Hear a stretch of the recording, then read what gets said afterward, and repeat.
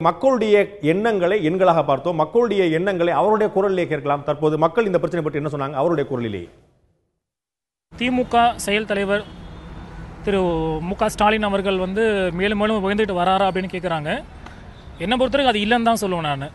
என்ன ரீசன் அப்படின்னு பார்த்தீங்கன்னா ஏற்கனவே ஒரு வளர்ந்த தலைவர் தான், பிரச்சனை அதில் எந்த சந்தேகமும் கிடையாது.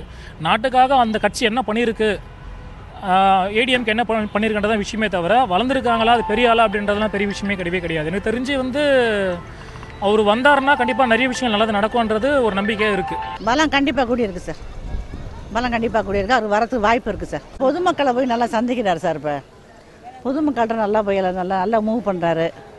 போய் நல்லா பார்த்து சந்திச்சு நிறையா பேர் சந்திச்சு வாக்கிங் நடைப்பயணம்லாம் போனதுனால அவருடைய இது கூடி இருக்குன்னு நாங்கள் நினைக்கிறோம். முதலமைச்சரை வரதுக்கு வாய்ப்பு இருக்குது சார். எங்களோட ஆசையெல்லாம் இப்போ நடக்கிற அரசு ஆட்சிக்கு கொஞ்சம் திமுக அடுத்த ட்ரிப் வரதுக்கு நல்ல சான்ஸ் இருக்குது. ஏன்னா இப்போ அரசாங்கம் கொஞ்சம் ரொம்ப இதாக செயல்பட மாட்டுது.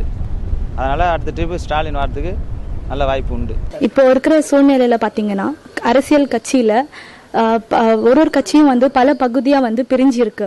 இந்த சூழ்நிலையில் மக்களோட கருத்து பார்த்தீங்கன்னா ஒரு திமுக தான் ஒரு செல்வாக்குள்ள ஒரு அரசியல் கட்சியாக இப்போதைக்கு நிலைத்து நிற்குது.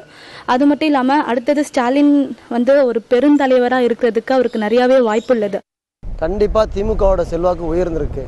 ஏன்னு கேட்டால் இப்போ உள்ள தற்போது அரசியல் நிலவரம் ரொம்ப மோசமாக இருக்குது.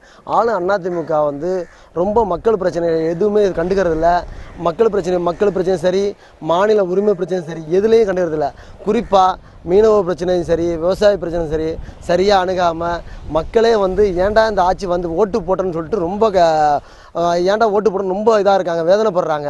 அதனால் அது இல்லாமல் திமுகவோட பலம் கூடியிருக்குனாக்கா அந்த கட்சியினுடைய செயல் தலைவரோட செயல்பாடு நல்லா இருக்குது.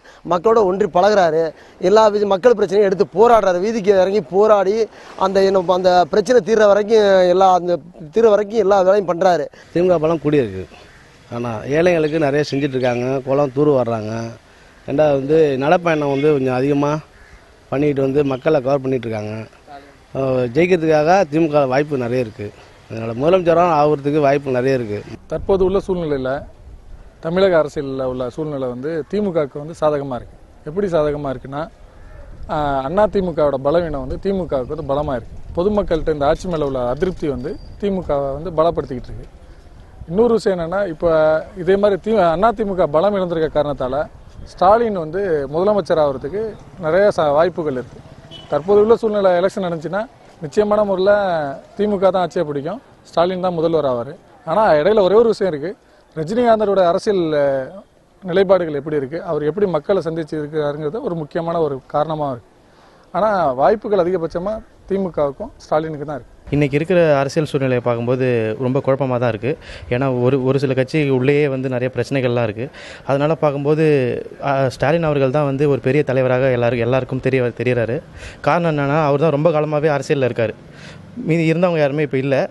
அதனால் ஸ்டாலின் தான் கொஞ்சம் வெளியே தெரிகிறார் மக்களிடையே. இப்போ உள்ள நாட்டு நடப்பு சூழ்நிலையில் பார்க்கும்போது திராவிட முன்னேற்ற கழகம் அடுத்து வரக்கூடிய வாய்ப்பு இருக்குது. திமுக செயல் தலைவர் ஸ்டாலின் முதலமைச்சராக வர்றதுக்கு உண்டான வாய்ப்பும் அதிகமாக இருக்குது. ஏன் அப்படின்னா, இன்றைக்கி ஒரு நிலையான தலைவர்னு யாரையுமே சொல்லிக்க முடியல.